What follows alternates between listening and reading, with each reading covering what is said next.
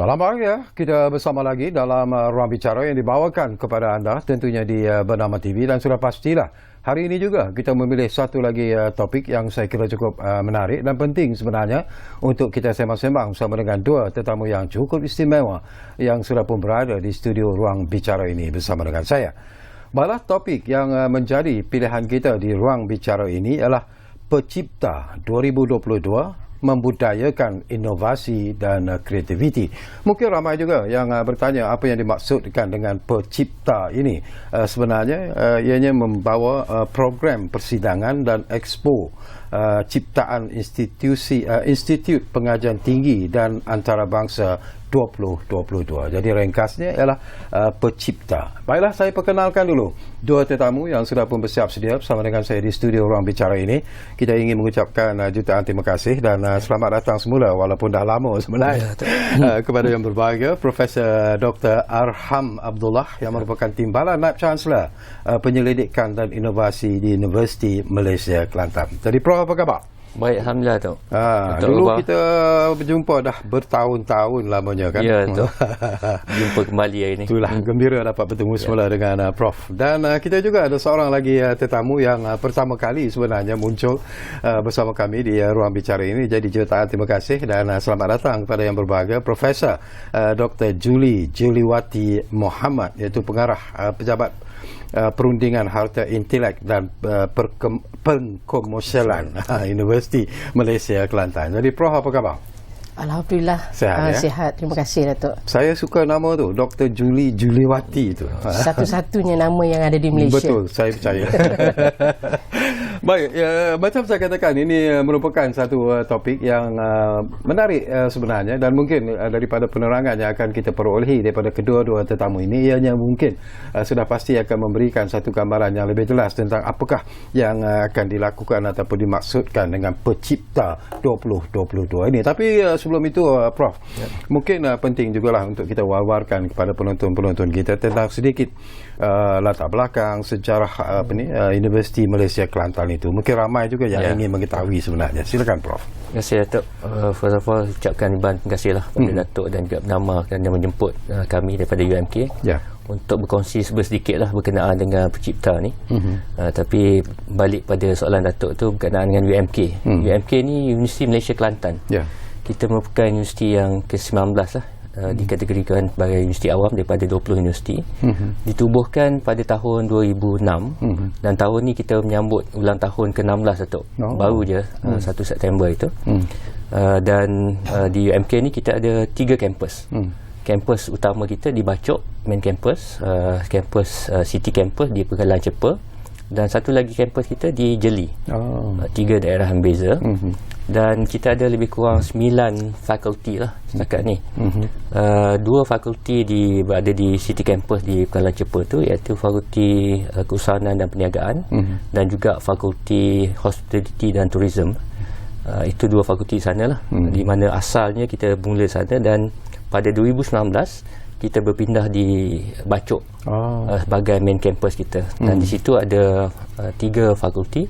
Fakulti Veterina, Fakulti Seni Bina dan juga Fakulti Bina Insaniah lah, FBI. Dan 3 lagi fakulti ni berada di Jeli. Dan di Jeli ni more towards Fakulti Sciences lah. Fakulti Sains Bumi, Fakulti Bioteknologi Kejuruteraan dan juga Fakulti Industri Asas Tani. So overall kita ada lebih kurang 14,000 lah untuk pelajar undergraduate dan keseluruhannya lah. Agak kita universiti baru tapi berjiwa besar. Itu yang penting tu. Okey, sebelum kita bercakap tentang Pecipta ini, barangkali ada jugalah kita untuk memberi keselesaan sebenarnya kepada Dr. Julie yang pertama kali bersama dengan kita. Barangkali Prof. Dr. Julie juga. Saya tertarik hati selaku pengarah pejabat Perundingan Harta Intelek dan juga Pengkomersialan itu, apa sebenarnya tugas dan tanggungjawab Prof di sana? Okey, untuk soalan tu Datuk, sebenarnya untuk lebih relax kepada saya lah ya. Betul. Jadi pejabat saya ni antara yang mengawal selia lah aktiviti perundingan yang dijalankan oleh kaki tangan UMK, sama ada akademik dan juga bukan akademik. Dan yang kedua tadi adalah harta intelek. Jadi kita maklumlah harta intelek ni ada pelbagai di bawah MAIPO. Okey, jadi kami mengurus untuk pendaftaran copyright, pattern pun kita buat sendiri. Jadi saya share sedikit lah. Kalau kita guna patent agent sebelum ni, kosnya agak tinggi. Boleh cecah 15 hingga ke 20,000. Tapi antara inisiatif yang kami sediakan kepada penyelidik UMK, dan juga kita jemput juga penyelidik daripada universiti lain, kita anjurkan macam bengkel bersama MyIPO yang akan datang sebagai facilitator.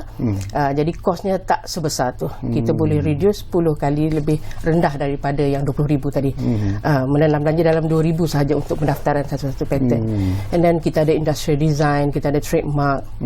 Okey, untuk pengkomersialan, jadi kita sedia maklumlah di Malaysia sekarang ni kita ke agenda ke arah pengkomersialan. Jadi banyak dana diperuntukkan untuk penyelidikan yang lebih bersifat basic fundamental. Jadi kita dah ada produk yang terhasil daripada penyelidikan ni. Jadi sebab itulah unit ni ditubuhkan. Kita cuba untuk tubuhkan startup, spin-off, syarikat pemula di universiti. Jadi pejabat kami lah yang kontrol semua ni. Okey. Menarik. 16 tahun Prof Dr. Arham adalah satu jangka masa yang mungkin bersesuaian dengan perkembangan semasa yang dilalui oleh UMK sendiri.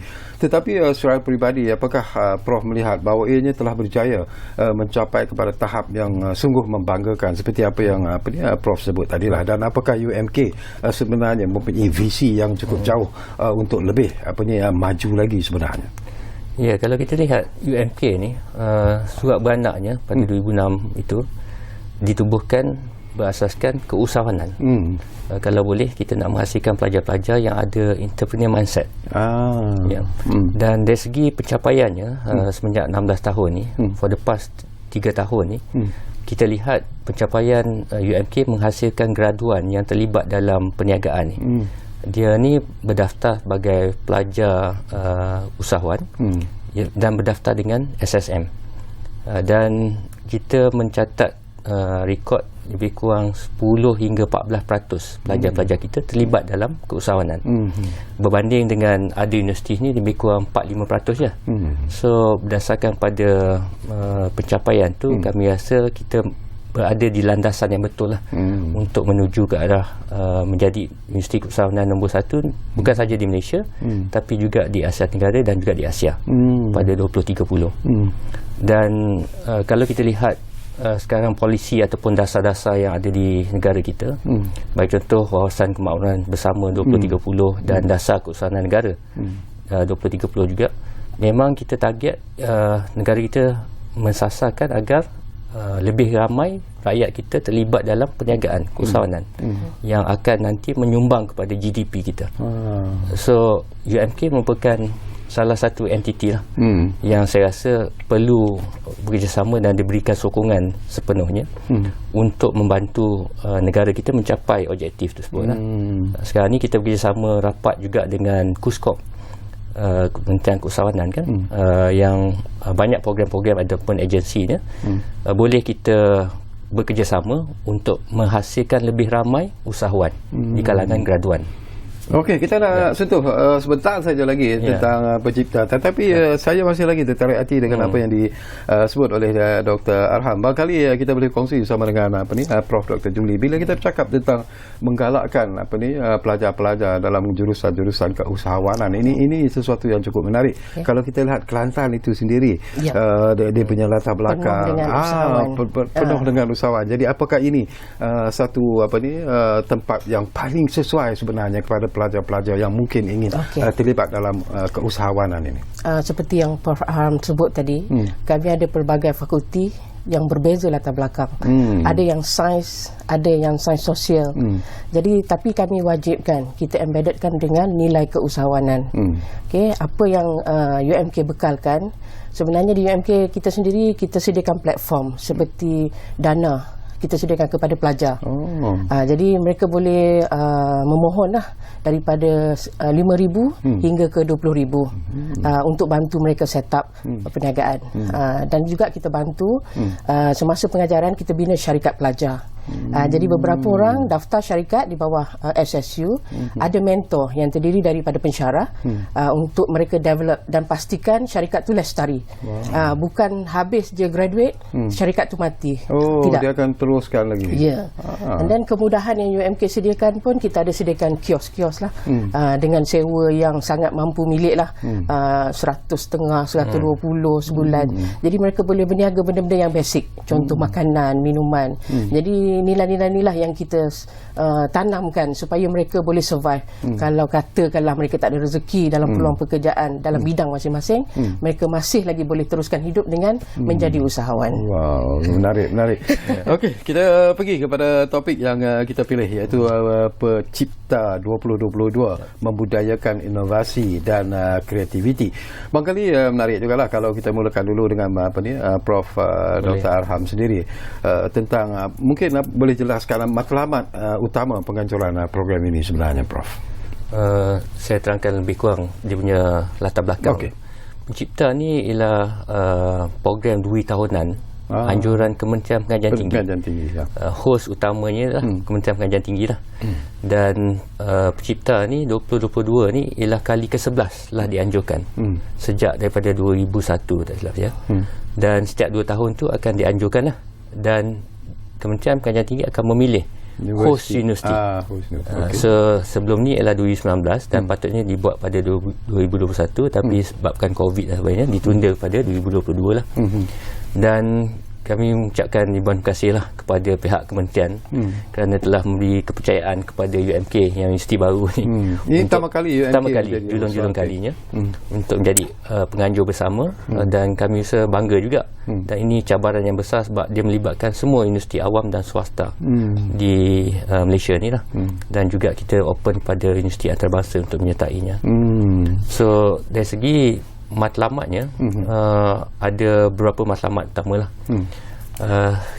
Walaupun dia berkonsepkan pameran dan juga mengetengahkan pendidikan dan inovasi, tapi kita harap cara akhirnya inovasi-inovasi yang ada di universiti ini boleh digunakan, satu untuk masyarakat, yang kedua untuk industri. Itu merupakan matlamat utama. Sebab kita mungkin banyak pendidikan dan inovasi yang telah dihasilkan oleh universiti saban tahun dengan geran-geran pendanaan yang diberi oleh kerajaan. Kami amat terima kasihlah kepada kerajaan telah memberi dana ni. Tapi kita kena kumpulkan hasil-hasil pendidikan dan inovasi yang terbaik ni untuk kita war-warkan, untuk kita bagi tahu kepada masyarakat. Dengan adanya platform Pencipta ni, kita harap kena dengan pelibatan industri, masyarakat yang turut hadir nanti, akan kita perkenalkan lah kepada inovasi-inovasi yang terbaru daripada universiti. Itu salah satu matlamat perlu digunakan oleh pihak masyarakat dan juga industri. Untuk perlu digunakan tu, mereka kena tahulah, tak kenal maka tak cinta. Betul. Sebab tu kita kena adakan platform tersebut. Yang kedua, dari segi dia punya matlamat tu adalah untuk memastikan setiap universiti ini proaktif untuk melakukan pendidikan dan inovasi.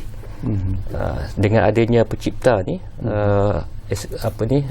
dia akan mengetengahkan pendidikan dan inovasi yang kami rasa berdasarkan penciptaan-penciptaan yang lepas ni ada benefitnya kepada pihak industri. Dari segi dia boleh meningkatkan produktiviti, for example, untuk pihak industri dan juga syarikat. Pihak masyarakat pula, kalau boleh menggunakan inovasi ini, boleh meningkatkan dari segi sosioekonomi mereka. Itulah matlamat utamanya, perlu digunakan oleh industri dan juga masyarakat.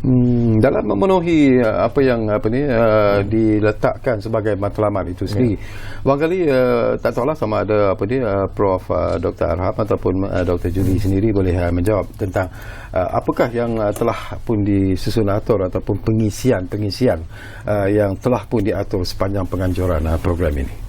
Okay, untuk makluman Datuk, program ni kita setkan pada 1 hingga 3 November. 1 hingga 3 November. Okay, pada yang hari pertama tu kita buat booth setup lah. Maknanya semua peserta, pemamer, kita bekalkan masa untuk mereka set booth. And then pada hari kedua akan berlaku yang tadilah, yang proses penjurian, proses pertandingan pameran. Okay, kita ada booth dalam Dewan di Bacok nanti. Untuk pengetahuan Datuk, sebenarnya penyertaan banyak. Dalam 433 projek akan dipertandingkan sebenarnya. Tapi disebabkan space yang agak limited jadi kita pecahkan, kita buat dua secara hybrid lah, maknanya satunya secara fizikal berlangsung di Bacok, dan satu lagi adalah secara maya. Jadi apa yang akan berlaku di sana nanti, kita akan ada secara paralel ada pameran di Dewan, dan kita ada series of talk akan berlangsung di auditorium sebab kita ada banyak, nanti mungkin lepas ni kita akan terangkan. MOSTI, kita ada kerjasama dengan MOSTI akan memberi beberapa siri talk, dan juga daripada MITI, and then daripada penaja pun mereka akan bagi talk.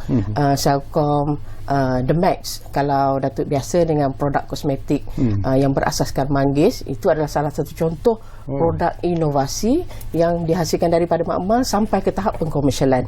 Jadi kita jemput juga untuk dia berkongsi, untuk beliau berkongsi macam mana boleh berjaya. Produk tu daripada dia buat daripada basic research, boleh dipasarkan, diterima pakai oleh pengguna, bukan sahaja di Malaysia tapi juga di antarabangsa. Okey, dan juga siri conference, sebab kita nama pencipta tadi persidangan yang asalnya kan. Jadi dia ada beberapa siri persidangan. Satunya saya boleh sebut secara ringkas, berkenaan dengan veterina. Yang ni Conference of Veterinary, veterina, sebab kami ada kursus veterina di UMK. Okey, lepas tu kita ada berkenaan dengan bahasa, dianjurkan oleh Fakulti Bahasa. Dan kita ada satu lagi Research Management Conference, nama singkatannya MyRama. Jadi itulah kita nak war-warkan conference ni boleh attend. Kita buka kepada semua penyelidik untuk turut sama. Okay, and then dalam masa yang sama, kita ada yang agak menarik lah. Yang paling menarik saya rasa Malaysia Book of Record. Kita cuba buat aktiviti mewarna wow bulan paling banyak. Sebanyak 500 wow bulan. Yang ni akan melibatkan peserta daripada pelajar sekolah di sekitar Bacok, dan juga pelajar daripada UMK sendiri. Kita buat 550, dan nanti panel daripada Malaysia Book of Record akan datang. Besar ke wow bulan? Wow ni kita buat satu kaki darab satu kaki. Kita asalnya nak buat yang besar, tapi kita nak tengok dari segi realistiknya. Kalau buat besar, nanti nak pasang di mana, dia akan rosak. Jadi membazir. Jadi kita tukar kepada paling banyak. Jadi bila dah siap, dah warna cantik-cantik nanti, wow ni boleh dijadikan sebagai gift, sebagai hadiah. Dan juga untuk jualan sebenarnya. Universiti Keusahawanan memang kami cuba carilah jalan nak cari income ni. Maknanya wow ni pelajar sekolah akan canting, lukis. Dia macam orang lukis batik. Lepas tu diserahkan balik kepada UMK untuk kita guna pakai lah. Okay. And then apa lagi Prof kita ada? Mungkin Dr. Azam juga dari segi penyertaan itu tadi pun ada Dr. Prof menyentuh sepintas lalu, tetapi dari segi penyertaan saya difahamkan bahawa partisipan antarabangsa juga sebenarnya akan mengambil bahagian dalam pencipta 2022 ini. Boleh kita dapatkan sedikit detail? So setakat hari ni kita dah terima lebih kurang 433 lah penyertaan daripada universiti, termasuklah universiti awam, universiti swasta, politeknik, sekolah komuniti, dan juga kita ada penyertaan daripada sekolah, dan ada juga penyertaan daripada pihak antarabangsa yang mereka ni berada di Malaysia lah, sebab kita ada PKP ni kan, agak sukar untuk mereka travel tu. Tapi peserta antarabangsa ni selain pada menyertai pertandingan ni, dia menyertai kita punya persidangan tadi tu. Ada 4 persidangan in conjunction tu. Tapi ramai juga, total numbers tu kita tak dapat lagi lah, sehingga hari pada persidangan tersebut. Seperti Prof Julie maklumkan tadi, kita ada lebih kurang 89 juri yang kita gunakan untuk menilai 433 penyertaan ni.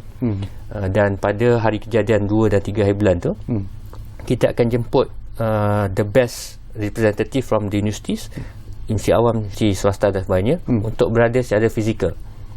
Dan waktu fizikal tu kita akan nilai sekali lagi untuk anugerah Best Award setiap kategori nanti. Yang bila sebut kategori itu, antara kategori-kategori itu memang semua kategori ataupun macam mana, Prof? Kategori itu setakat ni kita merujuk kepada kategori MySTIE. STIE ni Malaysia Sains, Teknologi dan Ekonomi lah, yang dihasilkan oleh Akademi Sains Malaysia di bawah MOSTI. Dia merupakan framework yang digunakan oleh kerajaan lah. negara kita untuk menghala tuju ke arah negara yang maju lah. So berdasarkan 10 kategori itu, kita ada lebih kurang ada dari segi tenaga, kategori tenaga, perkhidmatan perniagaan dan kewangan, kebudayaan, kesenian dan pelancongan,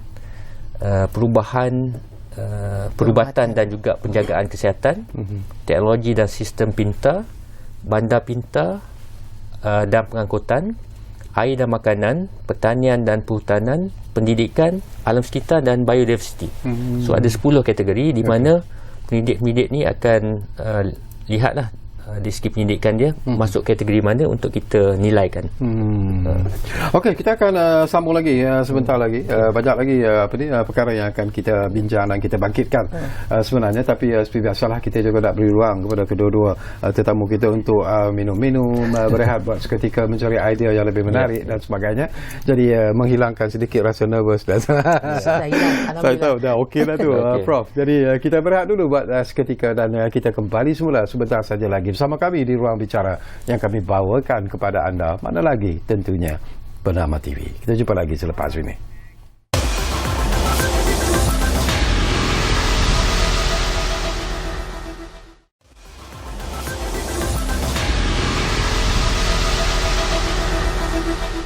Baiklah, kita kembali semula ke Ruang Bicara ini. Masih lagi bercakap tentang Pencipta 2022, membudayakan inovasi dan kreativiti.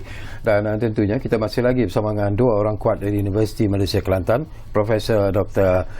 Arham Abdullah dan juga Profesor Dr. Julie Jelawati Muhammad. Baik, tadi pun disebut bahawa ianya semacam pertandingan sebenarnya, macam competition lah untuk mencari yang terbaik sebenarnya. Dari segi anugerah sendiri, Prof. Julia, apakah hadiah-hadiah yang disediakan itu juga merupakan sesuatu yang cukup istimewa dan menarik sebenarnya?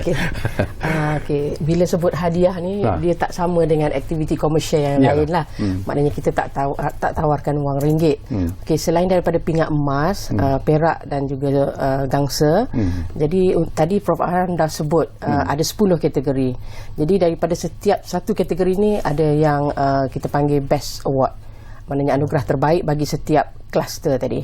Dan daripada keseluruhannya akan ada satu lagi anugerah yang paling gah lah, Best of the Best, anugerah terbaik keseluruhan. Jadi yang inilah yang kita ada. Dan kita ada juga pertandingan pitching sebenarnya. Yang ni ada dengan bersama bantuan daripada MOSTI. MOSTI dia ada satu program khas lah yang dipanggil My Tech Pitch. Jadi alhamdulillah pihak MOSTI bersetuju untuk bekerjasama dengan pencipta kali ini. Jadi akan ada special edition, edisi khas bersama My Tech Pitch. Jadi yang ni, pertandingan ni dia sebenarnya macam seperti pitching, padanan antara industri dan juga penyelidik. Jadi penyelidik akan pitch berkenaan dengan projek mereka. Kita harapkan nanti ada industri lah yang akan bertindak sebagai mungkin investor yang akan take up the teknologi untuk dikomersialkan. Ini antara yang saya boleh sebut berkenaan dengan anugerah-anugerah lah. Jadi bila tiap kali pertandingan memang kita guna yang emas, yang perak, yang gangsa. Jadi yang nilaian wang ringgit ni memang tidak ada lah untuk pencipta ni. Tetapi itu mungkin tidak penting sebenarnya dalam persaingan seperti ini sebenarnya. Semangat ni yang penting. Yang lebih penting. Okey, saya juga nak dapat pandangan ikhlas daripada Profesor Arham sendirilah. Kerjasama dari pihak-pihak industri juga merupakan satu aspek yang cukup penting sebenarnya untuk menjayakan Pencipta 2022 ini. Sebelum ini pun mungkin kerjasama itu sudah pun ada. Tetapi apakah Prof melihat bahawa mungkin ianya perlu lagi diperkukuhkan lagi dari aspek kerjasama dan juga support dari badan-badan ataupun agensi-agensi lain untuk memperkukuhkan Pencipta 2022 ini? Kalau kita lihat dari segi hubungan antara industri dan universiti, ini merupakan agenda utama di peringkat kementerian juga, yang meminta semua universiti untuk meningkatkan lagi hubungan antara universiti dan industri. Untuk pencipta kali ini, alhamdulillah kita dapat kerjasama lah, support daripada MITI, Ministry of International Trade and Industry. Kami sempat berjumpa dengan KSU Mostilah Datuk Lokman untuk dapat kerjasama beliau. Beliau bersetuju untuk bantu UMK untuk buat pre-matching. Maksudnya di sini kita ada 433 invention yang kita ada ni, dan pihak MITI akan memberi kita senarai association industri yang related to kita punya inovasi tersebut.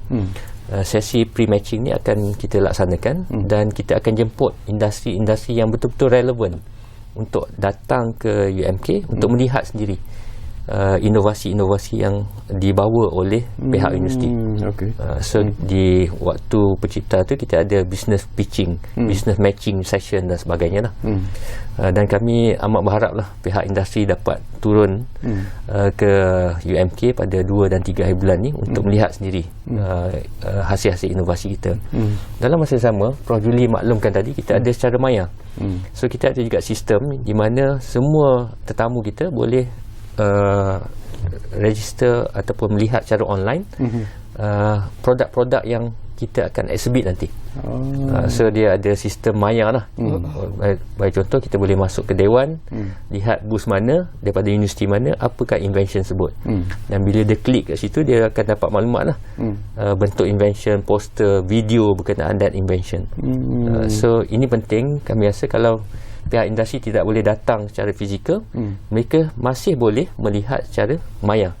Dan kita open lah dia punya sistem tu lepas pada pencipta dan sebagainya. Dari segi pengadilan ini pun sesuatu yang penting Prof. Julie. Who decides actually siapa yang dapat pingat emas, perak dan kangsa dan sebagainya lah. Dan kemudiannya selepas itu apa yang akan berlaku daripada inovasi-inovasi yang telah pun diwujudkan semasa pencipta ini? Sistem penjurian ni kita buat secara online. Yang tadi 433 projek, kita menggunakan khidmat juri seramai 89 orang.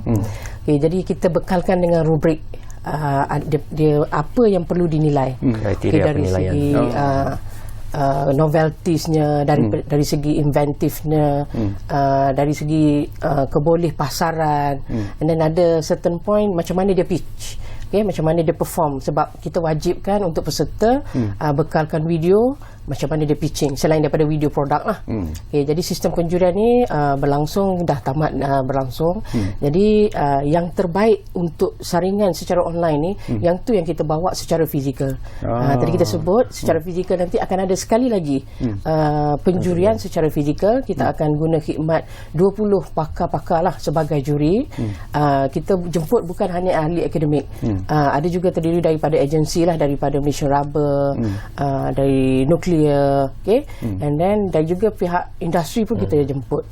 Di sinilah akan ditentukan siapa yang akan menang best award tadi.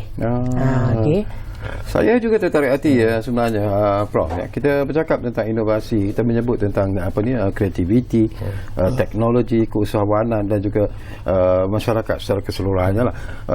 Ini merupakan tema sebenarnya bagi penganjuran program pencipta kali ini. Apa yang sebenarnya ingin disampaikan kepada masyarakat umum melalui program ini sebenarnya, Prof? Satu antara objektif kita tadi adalah untuk mewar-warkan dari segi aspek sains dan teknologi kepada masyarakat. Sekarang ni kalau kita lihat terdapat sedikit penurunan lah dari segi minat-minat pelajar ni untuk masuk ke bidang sains dan teknologi. Sebab tu pencipta ni kita juga melibatkan sekolah-sekolah yang berada di sekitar Kelantan untuk datang ke pencipta. Kita juga pergi ke Jabatan JPN dan juga PPD untuk mewar-warkan. So kalau hasilnya kita dapat ramai jugalah komitmen daripada sekolah-sekolah untuk datang waktu pencipta ni. Saya rasa dengan adanya awareness kepada pelajar sekolah rendah, sekolah menengah ni, kita harap sedikit banyak dia dapat menyuntik semangat untuk minat kepada sains dan teknologi ni, bandingkan dengan matlamat utama kita tadi pencipta untuk exhibition, penjurian, pertandingan dan sebagainya. Tapi ada satu lagi ialah untuk menggalakkan ataupun memupuk semangat para pelajar kita ni untuk menceburi bidang sains dan teknologi.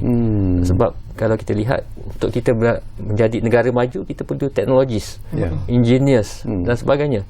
Yang saya rasa kalau sekarang ni budak-budak banyak minat jadi tiktokers lah, youtubers dan sebagainya kan. Kita tidak halang. Tapi rasanya perlu ada strategi tertentu untuk menggalakkan STEM di kalangan para pelajar kita. Pandangan Prof Julie sendiri, apakah hasil daripada apa yang dilakukan melalui pencipta ini boleh memenuhi seperti kehendak apa yang disebut oleh Dr. ataupun Profesor Arham sendiri? Memang tu antara strategi kita lah sebenarnya, nak tanam minat bermula daripada sekolah rendah. Memang benda ni agak serius lah dihadapi oleh semua universiti. Bilangan pelajar dalam khusus aliran sains ni memang semakin berkurangan. Jadi ini adalah satu perkara yang sangat tidak baik pada negara. Nanti kita akan kekurangan tenaga mahir. Pada satu masa nanti kita terpaksa pakai tenaga mahir ni daripada luar, yang tinggi ilmu dalam bidang sains dan teknologi ni. Jadi seperti kita buat war-war kepada pihak sekolah, kita jemput, and then insya-Allah kita akan bagi kupon sebenarnya mana-mana pelajar yang kita buat seperti macam aktiviti kebajikan lah. Jadi mereka boleh beramai-ramai, sebab kita duk cerita pasal sains tapi mereka tak nampak, tak rasa. Jadi di pencipta ni pun ada pertandingan robotik. So benda ni sebenarnya yang boleh tarik minat. Jadi yang di universiti memang dah sedia maklum lah apa yang ada di universiti, produk-produk inovasi. Tapi masyarakat ni yang kita kena kongsi bersama mereka. Jadi kalau kita tengok tadi pada tema keusahawanan dan juga masyarakat. Jadi sebenarnya banyak dah sumbangan saya sentuh direct lah kepada UMK sendiri. Kita dah banyak menyumbang. Di Kelantan ni industri dia tak besar, tak sama macam negeri di Kedah, di Pulau Pinang dah. Jadi kita ada banyak SME, ada syarikat OEM kosmetik, ada yang pembuatan makanan, and then yang kalau Datuk biasa dengar tentang ikan bekok sendiri. Ikan bekok tu ditumpat. Jadi kalau sebelum ni, kalau saya boleh kongsikan, jualan pengusaha ikan bekok sebelum ni dalam 5,000 kan Fah sebulan, tapi dah ditingkatkan kepada 20,000, 30,000. Sebab apa? Kita improve dari segi teknologi, macam mana dia nak package. Kalau sebelum ni kalau kita nak beli, tak boleh nak bawa naik kapal terbang sebab dia ada bau. Lepas tu kalau silap hari bulan ada yang terkena berulat macam tu kan. Tapi dengan teknologi yang kita perkenalkan ni daripada UMK sendiri, kita dah improve dari segi macam mana cara dia nak packaging. Itu salah satulah yang saya sebut. And then kita cuba bantu industri-industri yang dah nak pupus di Kelantan. Biasa dengar dengan atap singgora. Atap singgora ni yang dibuat daripada tanah liat. Jadi di Malaysia ni ramai yang tak tahu, ada satu je lagi pengusaha yang masih ada di Malaysia ni yang kita panggil sebagai Kak Ani. Jadi kalau kita Google dalam YouTube tu penuh dengan video dia. Jadi apa yang Universiti Malaysia Kelantan buat, sebab kilang tu dibacuk. Jadi kami sepatutnya kena dekat lah dengan industri yang ada di sekitar. So kita cuba bantu dia. Proses dia nak melenyek tanah liat ni makan masa. Selalunya dalam 3 hari untuk penyek dengan kaki. Jadi apa yang kita buat melalui grant PPRN di bawah KPT sendiri, kita cuba bina satu mesin, kita boleh percepatkan proses dia tu dalam masa 45 minit, benda tu dah siap. So boleh kita imagine lah betapa pantasnya. So kita boleh bantu produktiviti dia. Kita kalau nak bantu sepenuhnya memerlukan kos yang sangat besar. Jadi kita cuba step by step lah. Dari segi respon dan juga sambutan Prof Arham daripada masyarakat, daripada mereka yang terlibat dalam pelbagai industri di Kelantan sendiri, terutamanya apabila pencipta ini nanti akan dipertontonkan kepada masyarakat, saya haraplah. Dan apakah Doktor menjangkakan bahawa mungkin akan mendapat satu respon yang positif daripada usahawan-usahawan khususnya di Kelantan itu terutamanya? Di UMK ni kita memang agak rapat lah dengan usahawan-usahawan yang ada, beberapa SME dan sebagainya. Sebab di UMK kita ada Institut Keusahawanan, Special Institute untuk engage untuk keusahawanan. Di bawahnya ada center untuk keusahawanan pelajar, dan ada satu center tu, institut tu kita namakan ISME, Institute for SMEs, di mana latihan-latihan keusahawanan juga diberikan kepada usahawan-usahawan yang berada di Kelantan ni. Selain pada itu, kita ada satu research center yang memfokuskan pada keusahawanan ni. So saya rasa dengan adanya platform yang sedia ada di UMK ni, kita rasa kita boleh engage dengan lebih banyak lagi lah. Dan kita expect untuk 3 hari ni, peserta-peserta dan sebagainya, kita expect lebih kurang 3,000 orang akan datang ke kampus kita lah. Dan saya rasa ini juga memberi peluang kepada masyarakat setempat untuk mengenali. Dia memang terbuka kepada semua. Okay. Itulah kita hasrat kita untuk buat promosi sedikit ni, untuk menggalakkan lebih ramai orang datang ke UMK lah kali ni. Untuk pengetahuan Datuk, selain daripada acara yang berlaku di Dewan tu, kita buka juga jualan, ada tapak gerai. So nak memeriahkan suasana ni, kita jemputlah pengunjung di sekitar Bacok, di seluruh Kelantan. Ambillah peluang ni sebenarnya. Kalau nak tunggu turn UMK jadi host pula mungkin tak tahu berapa puluh tahun lagi. Betul. Satu aspek yang juga saya nak berkongsi bersama dengan Prof Azam dan juga mungkin Prof Julie sendirilah. Kita tadi bercakap tentang usahawan-usahawan SME di Kelantan sendiri, dan kita tahu bahawa usahawan-usahawan SME ini menghadapi masalah dalam masa 2 tahun yang lalu disebabkan oleh pandemik COVID-19 dan juga disebabkan oleh situasi ekonomi yang begitu mencabar ketika ini.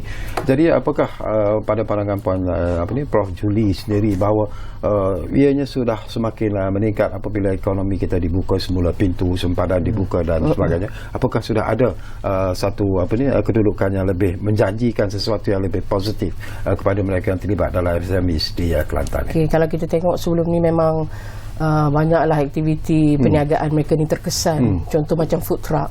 Kalau sebelum ni UMK nak cari peniaga daripada food truck ni, memang kita boleh panggil ramai yang boleh datang. Tapi disebabkan pandemik ni, ramai yang tutup bisnesnya. Okay, tapi sejak setahun ni, banyak aktiviti sebelum ni, bukan saja pencipta lah yang kita buat di UMK ni. Ada beberapa siri program Jom Masuk You, Hari Guru. Jadi kita boleh nampak trend dah ramai penjual yang boleh menambah pendapatan lah. Mereka happy bila datang berniaga di UMK tu disebabkan pengunjung ada. Alhamdulillah, saya rasa aktiviti perniagaan mereka sekarang dah makin selesa. Jadi kita harapkan dengan program pencipta ni juga kita membantu sebenarnya peniaga di sekitar, sebab kita buka ni kepada peniaga yang ada di sekitar tu. Dan kita bantu mereka, contoh macam kami sebagai AJK, sekretariat dan juga peserta di dalam nanti, kita tak bekalkan dengan makanan, tapi kita bekalkan dengan kupon. Kenapa? Sebab kita nak minta kupon-kupon ni diguna pakai untuk membeli jualan yang dijual oleh penggerai-penggerai yang ada di sekitar tapak Dewan tu juga. Ni sebenarnya boleh membantulah aktiviti ekonomi mereka. Sesuatu yang penting jugalah ialah kita juga nak memberi jaminan Prof Arham kepada mereka yang bakal mengunjungi pameran pencipta ini nanti, dan sudah pastilah mereka juga mengharapkan sesuatu yang menarik, sesuatu yang luar biasa dari inovasi, dari kreativiti dan sebagainya. Janji Prof Arham sendiri kepada pengunjung nanti, apakah mereka boleh menanti-nantikan sesuatu yang menarik dan luar biasa sebenarnya? Janji mesti ditepati dah. InsyaAllah kita cuba yang terbaik. Bila saya bersyarat dengan tim kita, kita rasa kita want to do the best untuk pencipta ni berbanding dengan pencipta-pencipta yang lain. Salah satu daya tarikan tadi ialah selain pada pencipta sendiri, kampus UMK tu sendiri memang cantik dengan bangunan-bangunan tradisionalnya, konsep-konsep warisannya ada situ. Dan kita nak mewawarkan lah, selain pada pencipta tu, please visit our campus. Dan kita nak merakyatkan universiti kita kepada masyarakat ni. Kadang-kadang masyarakat takut datang ke kampus tapi untuk pencipta ni kita open seluas-luasnya untuk masyarakat untuk datang ke kampus kita lah. Samping itu, kita setakat ni kita ada lebih kurang 20 penaja yang bersetuju untuk menaja bus-bus. Dia akan buat pameran dan sebagainya. Kita ada lebih kurang 6 institusi perbankan yang bersetuju untuk berada di situ. Selain pada pengunjung boleh melihat expo yang kita ada ni, mereka juga boleh mengetahui peluang-peluang yang ada ditawarkan oleh bank untuk pinjaman perniagaan dan sebagainya. Satu lagi, untuk penyelidik kita, sekarang ni kita dapat kerjasama daripada pihak MOSTI.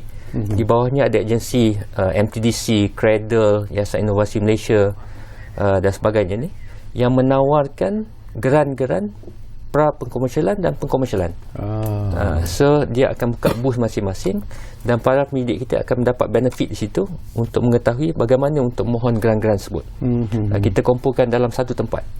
Sebelum-sebelum ni mungkin pendidik perlu cari sendiri kan. Tapi kali ni kita bawa dengan kerjasama MOSTI. Terima kasih pada MOSTI sekali lagi lah kerana bersetuju menyokong kami, dan ini memberikan akses yang lebih terbuka lah kepada para pendidik dan juga orang luar, SME yang mungkin datang ke UMK. Mereka pun buat perniagaan, spin-off company, startup company. Ini merupakan satu tempat di mana kita gabungkan agensi-agensi kerajaan yang boleh menawarkan geran, terutamanya untuk keusahawanan dan juga pengkomersialan. Okey, menarik. Baik, saya tahu Dr. Prof Julie juga ada sesuatu yang ingin dikatakan nanti, tapi kita berehat buat kali terakhir dan kembali nanti. Tidak banyak lagi masa yang tinggal, tapi saya percaya ada lagi persoalan-persoalan yang mungkin sempat saya kongsikan bersama dengan kedua-dua tetamu yang berada di studio ini. Kita masih lagi bercakap tentang topik Pencipta 2022, membudayakan inovasi dan kreativiti. Kita rehat dulu.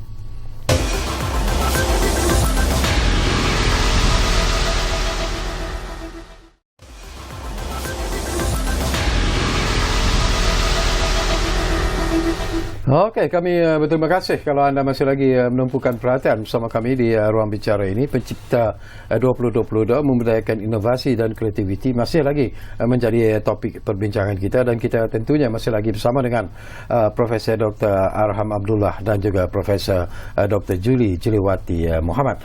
Baik, saya tertarik hati sebenarnya Prof melihat antara persoalan ataupun soalan yang diberikan kepada saya ini tentang inisiatif penganjuran program Pencipta ini turut dilihat dikatakan selari dengan hasrat kerajaan Malaysia untuk menjadi negara 20 teratas dalam pembangunan ekonomi, kemajuan sosial dan inovasi. Jadi bagaimanakah penganjuran ataupun Pencipta ini sendiri mungkin boleh menjadi seperti suntikan untuk melonjakkan kedudukan negara kita 20 teratas dalam pembangunan ekonomi, kemajuan sosial dan inovasi? Saya ambil perspektif berdasarkan pada keputusan terkini GII, Global Innovation Index. Malaysia sekarang ni di tangga ke-36 daripada 132 negara. Dan salah satu kriterianya ialah berkenaan dengan institutional human capital on research. Dengan adanya Pencipta ni, saya rasa kita dah mencari ataupun menyungkil pendidikan dan inovasi yang terbaik di antara semua 20 public university dan juga universiti swasta yang kita kumpulkan di Pencipta ni. Dan kami rasa dengan adanya Pencipta ni, dia merupakan platform yang terbaik lah untuk kita mewar-warkan lagi kepada industri apa bidang-bidang pendidikan yang terbaru, teknologi yang terbaru yang mungkin boleh digunakan oleh pihak industri. Dan bila Global Innovation Index ni mendapatkan data-data tersebut, dia melihat juga di segi aspek sumbangan daripada universiti kepada pihak industri.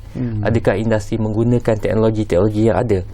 Universiti menghasilkan PhD, graduan-graduan PhD yang sekarang ni kebanyakan berada di universiti, dan mungkin graduan-graduan PhD yang dihasilkan di universiti ini sekiranya ada kolaborasi di peringkat industri di peringkat awal, mungkin lepas dia graduat dia akan berada di industri.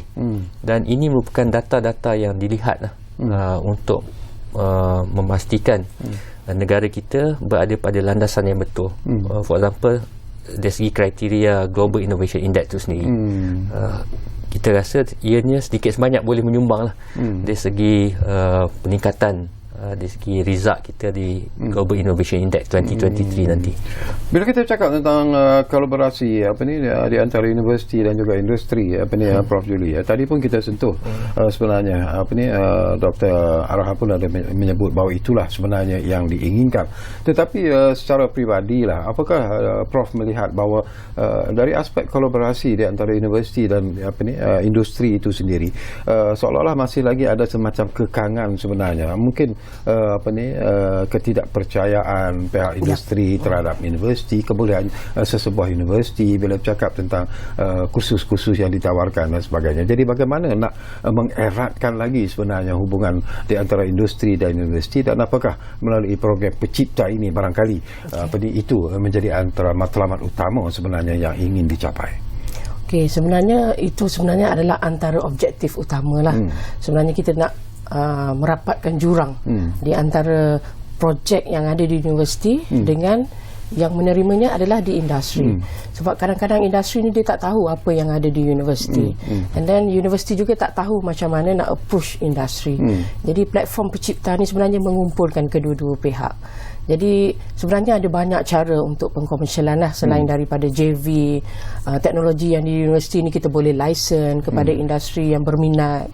Jadi yang inilah sebenarnya proses yang kita cuba tambah baik dalam Pencipta. Kita cuba bawa seramai mungkin pihak industri, sebab kadang-kadang yang inovasi di universiti ni mungkin lebih elok, lebih baik sebenarnya daripada produk-produk yang sedia ada di pasaran. Tetapi kekangan penyelidik ni dia tak tahu macam mana nak start up the business, macam mana nak buat proses marketing. Jadi di sinilah peranan yang tadi agensi yang kita bawa daripada MOSTI, ada dana, ada kursus, macam mana nak develop business plan dia, nak pergi pengkomersialan, nak jadikan mass production sampai ke tahap nak jual. So yang inilah kita cuba rapatkan jurang yang ada antara universiti dan juga industri, kolaborasi biar jadi macam negara-negara maju yang lain. Di Malaysia ni memang kita nampak ada gap lah. Kadang-kadang industri tak tahu teknologi tu ada di Malaysia, tapi mereka ambil teknologi tu daripada negara luar. Barangkali Prof Arham juga ada pandangan tersendiri dalam isu ini, Prof. So saya sebelum ke UMK ni, saya sebagai pengarah hubungan industri lah di Kementerian selama 5 tahun. So banyak jugalah inisiatif-inisiatif yang telah dilaksanakan oleh peringkat kementerian bersama-sama industri untuk menggalakkan lagi kolaborasi antara industri dengan industri. Kita ada satu konsep dahulunya industri awan. Adalah satu. Macam Prof Julie kata, di negara maju, industri memang merujuk kepada universiti untuk melakukan pendidikan jangka panjang. Tapi applied research tu, macam kita lihat di Korea, applied research tu industri tu buat sendiri, sebab dia banyak engineer PhD holder berada di industri.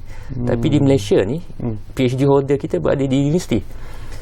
Oleh itu model kita yang sepatutnya ialah industri perlu berkolaborasi dengan lebih banyak di universiti untuk menghasilkan teknologi-teknologi baru dan sebagainya. Kita tidak boleh menjadi negara maju sekiranya kita hanya pengguna teknologi. Kita perlu mewujudkan teknologi baru. Tapi dengan syaratnya industri dan juga universiti perlu bekerjasama. Ini merupakan salah satu faktor utamalah. Dan untuk menggalakkan industri universiti ini bekerjasama, dia ada satu faktor lagi, iaitu trust. Kepercayaan. Industri perlu percaya pada universiti, universiti perlu percaya pada industri. Perkara-perkara inilah, kalau kita ada platform yang lebih banyak, bukan hanya Pencipta, platform-platform lain untuk menggalakkan industri dan universiti ini bekerjasama, insya-Allah satu masa nanti kita akan menjadi seperti negara-negara maju ni. Secara peribadi juga saya nak tanya Prof Arham sendirilah, ni pada pengalaman anda sendiri. Ada tak anda merasa kecewa sebenarnya kerana kadang-kadang ada penciptaan inovasi yang begitu hebat, begitu menarik yang dicipta di peringkat universiti di UMK sendiri, tetapi kemudiannya tidak mendapat sambutan daripada pihak industri? Sifat kita tidak perlu kecewa. Kita perlu berusaha lebih banyak lagi. Terus berusaha. Tapi ada tak berlaku? Ya. Ada juga beberapa teknologi yang tidak boleh dikomersialkan lah, tidak sampai pada tahap pengkomersialan.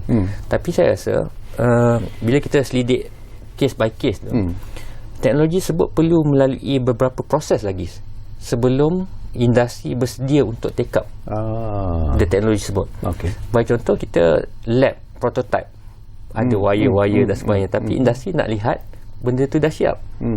So kita kena ada proses build up into working prototype, lab prototype, working prototype. Lepas tu kita kena melalui beberapa certification, walaupun kena hantar ke SIRIM dan sebagainya.